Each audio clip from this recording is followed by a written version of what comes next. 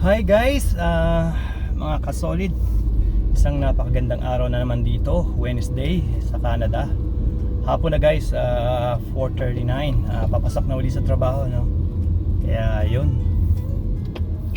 Panibagong pakikibaka na naman guys. Ayan, eka nga. Ganyan lang ang routine guys, pasok, uwi, tulog. Ayun, bilis nang lumipas ang oras guys sa umaga eh. Kaya dali lang hapon na uli. Hindi mo napapansin ang oras lumilipad talaga eh. Literally na lumilipad eh. Lumilipad talaga literally. Kahapon lang Tuesday. Ang alam ko Tuesday kahapon eh. Kung di ako nagkakamali. Wednesday na ngayon, hapon na uli. Matatapos na naman ang linggo. Wow. Bilis. Ang bilis guys, ang bilis. Kaya guys, namnamin natin ang bawat minuto. Ayan. Inuulit ko na naman yan. Namnamin natin ang segundo, minuto, oras, araw, buwan at taon ng ating buhay. Sapagkat napakabilis ng panahon. So guys, walang puwang ang stress. Walang po ang stress guys. Hindi natin dapat pahintulutan ng stress sa ating buhay. Ayun nga, paulit-ulit ko sinasabi. Napakadaling sabihin. Pero training lang guys, training lang. Ibig sabihin sa umaga no stress ngayon. Relax, no stress, no stress. Kung sino man ang nagbibigay sa inyong stress or may complaint sa buhay. Wag mong gawin yan, wag mong gawin ito. Ang pangit naman yan, ang pangit naman ito. Ngek, ngek. May mga ganun guys. I'm so tired of those talaga. Mahirap na lang talagang magsalita. Pero nakaka-imbiyer na. Alam mo yun guys. Walang karapatan o sino man ang magbawal sa atin kung hindi naman nakakaperwisyo sa kanila, di ba? Yang complaints sa buhay hindi matitigil yan. Ganito, ganyan kailangan ko ganito, ganyan, ganito, ganyan. Gumawa tayo ng paraan in a good way. Hindi yung mahirap kasi guys talaga. Mahirap guys, mahirap. Ako nga guys, ito lang sabihin ko sa inyo guys. Okay na sana ako sa 5-6 na oras na trabaho everyday dito sa UPS. Kasi tayo lumipas na yung panahon na isang dekadang mahigit tayo nagtatrabaho ng 12 oras everyday, 10-12 hours a day. Hindi ko sinasabi nagko-complain o ano. Gusto ko yan. Mas lalong napakabilis lumipas ang oras pagka ganoon. Ibig sabihin busy ka for 10-11 hours straight. Trabaho yan. Driving, ayan. Stressful sometimes. Back in the day, mga panahon na yun, hindi naman back in the day, recently lang. This year lang naman, 2024 lang naman tayo naglaylo. 2024 lang tayo naglaylo sa pagtatrabaho. Ilang pong dekada, isang dekadang mahigit tayo nagtatrabaho ng worst, nagtrabaho ako ng 20 hours. 4 hours lang, 2 hours lang sleep, ganyan. Di ba nasabi ko nga sa inyo? Tapos na yun sa atin. Ibig sabihin recently nagtatrabaho ako ng 10-12 hours. Bawal dumabi ng 12 hours dito 11 something, 11 90 minutes yung mga ganun. Kasi bawal ang 12 hours lumabas, lalo sa driving. Ayan. Ngayon lang pumasok ang 2024, naglaylo tayo, which is naging 5 hours lang tayo, 6 hours. Okay naman sa atin yan caring naman talaga. Maaluan.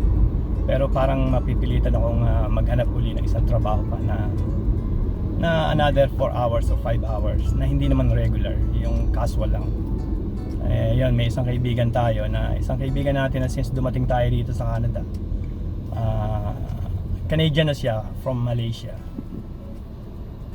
Siya yung talagang sanggang dikit ko rito ever since. Yun, sabi niya, trabaho ka sa akin, and then kahit casual, yun nga dapat sa akin, casual. Mong mapipilitan ako mag-apply. dahil sa may mga setback na tinatawag natin. May mga plano kasi sa buhay na hindi naman na ibig sabihin may plano ka talagang concrete plan ka na nga talaga sa iyong retirement or magre-retire na ako soon guys hindi na tayo bata. Mukhang magkaroon ng setback na a little bit. Malalampasan natin yun. Ika nga. Yun nga, mukhang magtatrabaho tayo ulit. Magpipilitan tayo magtrabaho ulit ng isang 4 hours pa. May 5 hours na ako, 9 hours na yan. Mukhang mapipilitan tayo. Ito ang kaibigan nito, Malaysian. From Malaysia siya, syempre. Pero Canadian na siya na napakahabang panahon. Halos dito na siya lumaki. Ano siya. So napakabait. Sabi niya, tinutulungan na siya rin tumulong sa akin before. Nag-move ako rito sa Alberta. Siya yung nakatrabaho before sa UPS din.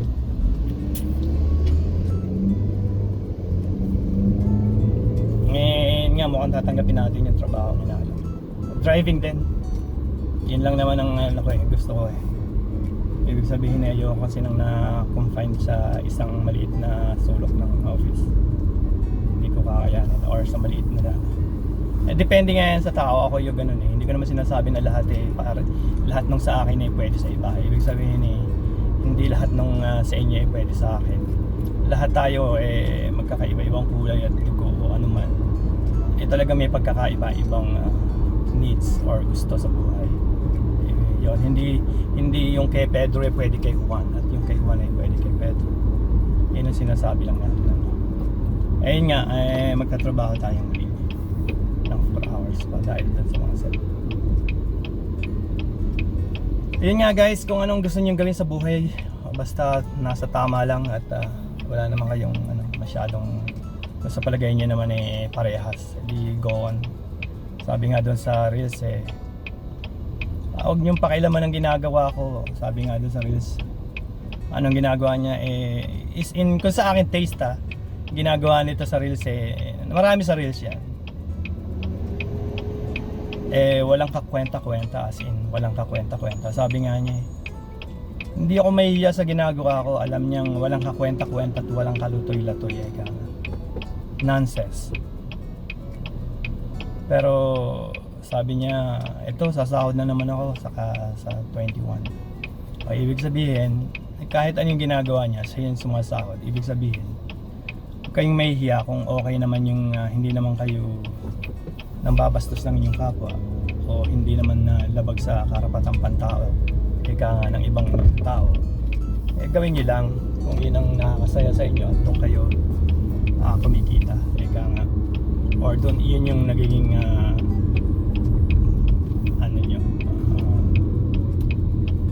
para makaraos sa pang-araw-araw. Ayun. Sa pang-araw-araw yung gastos. Hindi naman masama yung ginagawa niya. Siyempre sa taste ng iba, pangit, di ba? Hindi kaaya-aya. Pero sa kanya, wala siyang pakialam kasi kumikita siya. Yung sinasabi ko, huwag niyong iniisip yung isasabihin ng inyong kapwa na pangit naman yan. Hindi ko ma-take yan. Walang ano yan. Hindi ko ma-take yung mga pinagagawa mo. Hindi mo naman siya argabyado anong ano niya, di ba? Gawin niyo lang guys kung sa palagay niyo yun ang tama para sa inyo, di ba? Yun ang sinasabi ko. At wala naman din tayong karapatan mag-judge ng ating kapwa. Yun ang dapat tandaan niyo guys. Hindi tayo pwede mag-judge. Ang sinasabi ko nga, hanggat wala ka naman tinatapakan o inaargabyado di ba? Hindi ka mahihiya. Gawin niyo lang. Ayun yun guys, yun. Saan ba tayo napunta? Napalayo na yata tayo. Ito ang sinasabi ko guys. Ito, tulad nito guys, gusto ko magtrabaho na sa part-time. Sa akin okay na ako. Kaya lang talaga may mga setback na tayong inaano. May mga plan tayo na hindi matutupad on time. So kailangan nating magtrabaho ulit. Yun. Pero yung usapin ng trabaho dito guys, nako guys, kung kayo makakarating dito, paulit-ulit kong sinasabi, kailangan sasawa sa trabaho talaga. Tulad dito ngayon guys, in direction na akin tinatahak. Pakita ko lang sa inyo guys.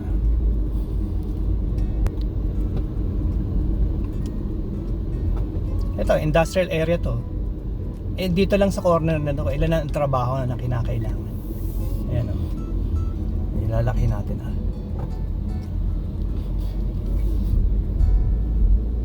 Ayan guys, dito sa corner na to, ilang trabaho na ang kinakailangan. Napakaraming kailangan trabaho dito. Ayan. Nag-outsource pa sila ng mga manggagawa sa iba-ibang bansa, sa ibang bansa. Bakit hindi ba? Yan ang sinabi ko. Pag nakarating kayo dito guys, walang ka-problema. Kayo ang sasawa sa trabaho. Itong location na to, area ko to kaya alam ko na maraming trabaho dito. Ibig sabihin na ito yung route ko every day nung last, not this year, kasi nga this year nagbago na yung aking lumipat ako sa panggabi, di ba? At saka yung trabaho ko guys, tulad ngayon, 5 hours. Last 2 weeks umaabot ako ng 11 hours a day. Yun ang sabi ko, kaya kung napakaraming kailangan. Tulad nun, maraming kailangan sa amin, di ba? Kaya lang hindi lang nga sila kukuha sa labas, yung sa loob ng kinukuha nila. Ang point ko, di kung ganun din sa iba, di ba? Mag-hire sila kung talagang kinakailangan nila. Yun ang ating point. Dito pa lang guys, tingnan nyo nga guys, dami-dami rito kailangan trabaho. Yun ang sinasabi ko. Kaya guys, kung ano man ang layunin sa buhay, ika nga makarating sa bansa na gusto nyong puntahan, go on lang guys. Basta mag-ingat lang sa pag-apply o malilate yata tayo guys. May train siguro nagdaan. Ayun ang malupit. Hindi kasi ako nagdadaan talaga din sa area na rin. Ngayon binago natin malilate tayo. Alas 5 ang pasok natin guys 8 minutes na lang. Nasa corner lang ako parang malilate ako ngayon. Yun, doon tayo nagkamali. Anticipated ko naman tong sitwasyon na rin. May train. Well anyway guys, sumatayin nahin to. Ano lang guys, relax lang. And kung may mga problema tayo na hindi naman pwedeng solusyonan right away, may mga problema nga long term long term.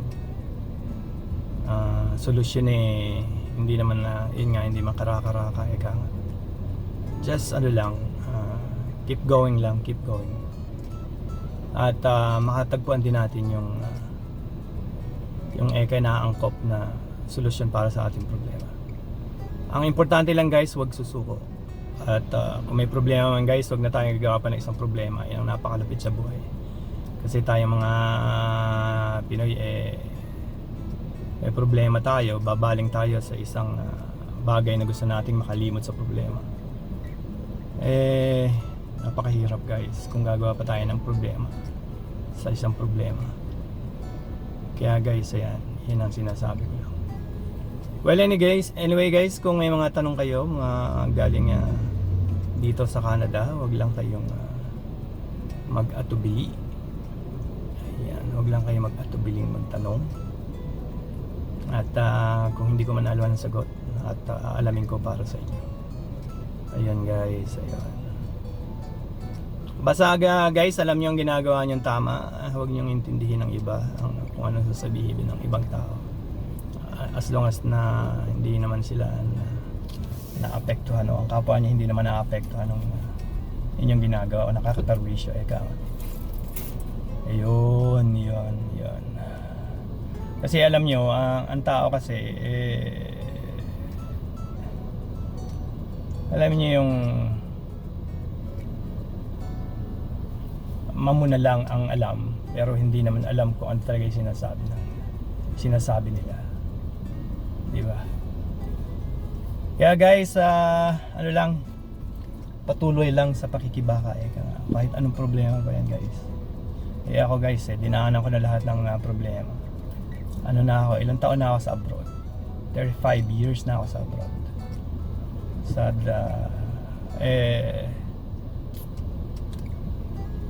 yun, marami akong mga pulot na naaral, mga aral na napulot at maraming pagsubok na dinaanan. Pero guys, eto sa awa ng Diyos, andito nakatayo pa rin tayo eh. Kaya nga dito pa rin tayo at humihinga, eka nga. Kaya guys, ano lang, patuloy lang sa pakikibaka guys, patuloy lang sa inyong ginagawa, patuloy lang ang buhay, eka nga. Everyday, basta pagising natin ng umaga tayo malusog at humihinga, yun ang napakalaking bagay natin, dapat ipagpasalamat sa Diyos, di ba? Yun ang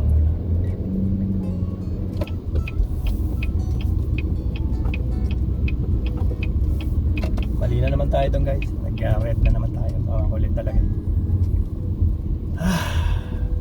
Yun, stress na ako doon. Traffic tayo eh. Binago kasi natin ngayong araw na to ang daan, kaya yon, delayed tayo. Well anyway guys, nandito na uli ako sa trabaho. Kung may mga tanong lang po tungkol dito sa Canada, ay wag lang po mag-atubiling itanong sa akin at sasaliksikin natin ang mga sagot. Cool nga naman, cool lang kayo guys, cool lang, relax lang kung may mga problema at na-encounter tayo sa buhay. Patuloy lang guys kung ano man ang inyong ginagawa na alam nyo ay hindi naman nakakasakit ng inyong kapwa, ay pagpatuloy nyo lang. Ayun lang, ayun guys, basta wala kayo din na naaragabyado ka nga. Ayun, dito pa nag-aaral itong isang driving na to. Ayun, na-delay tayo lalo.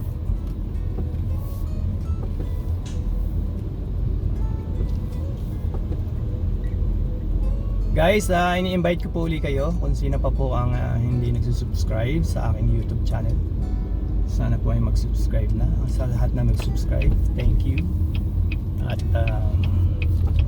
taos puso po ako nagpapasalamat sa inyo. Ayan. At marami pa po tayong pagsasamahan. Ngayon nga guys, hindi ako makalabas ng city.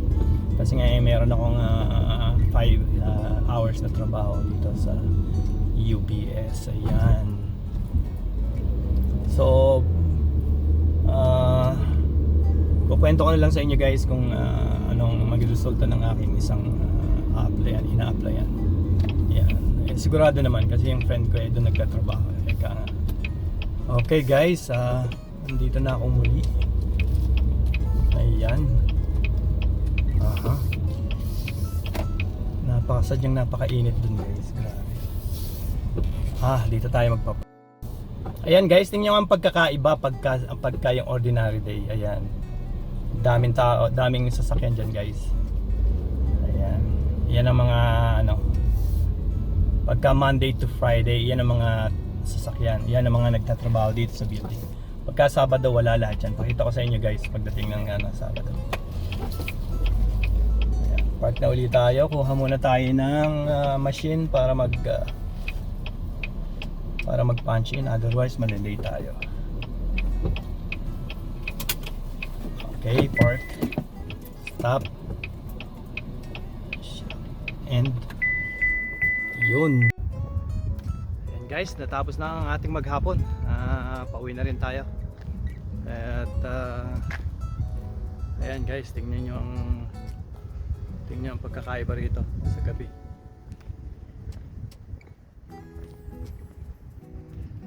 Guys, tingnan nyo ang pagkakaiba dito sa gabi. Kanina ang dami-dami sasakyan, ngayon wala nang sasakyan kahit sa. Alas 11 na ng gabi ngayon, pero ngayon tingnan nyo guys, maliwanag pa rin. May buwan na lumalabas sa likod ko, maliit lang. Ayan, guys, sana po ay yung video ko kanina, ito yung ating kaninang maaga-aga pa. ito yung gagawin nating end ng video ngayon, ano.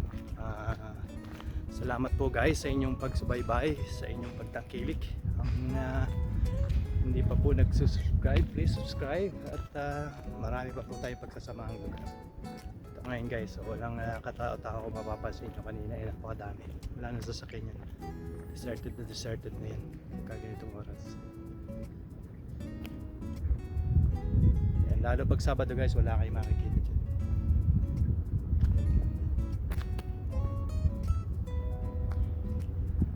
So guys, magkita-kita tayo bukas, ano? At bibidyo pa rin tayo at sabihin nyo lang guys kung anong gusto nyo pag-usapan. Salamat guys, please subscribe sa hindi pa nagsusubscribe at salamat po sa nagsubscribe. Magkita-kita tayo bukas. Thank you.